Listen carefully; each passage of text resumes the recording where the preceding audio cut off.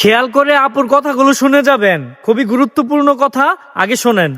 Poppy NGO তে ও চাকরি করতো, ওই চাকরির সুবাদে তার সাথে আমার পরিচিত। ওনার কাছ থেকে 50,000 টাকা লোন উঠাইছি। এই লোনের মাধ্যম থেকে তার আমার পরিচিত। আমার আগে বিয়ে হয়েছিল, ডিভোর্স হয়ে গেছে।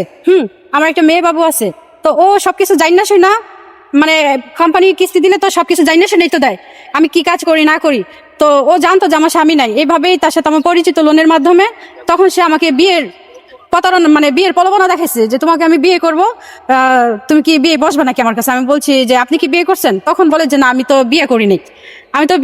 পরে বলছি যে আপনি বিয়ে করেন নাই, তা আমি তো একটা ম্যারিড মেয়ে, এটাকে আপনার পরিবারকে আদৌ কি মেনে নেবে? আমার পরিবারকে আমি বুঝাবো। দুনিয়াতে তো এরকম হাজার মেয়ে আছে যাদের 3টা 4টা বাচ্চা আছে, তাদেরকে কি আনমেরিড ছেলে বিয়ে করে না?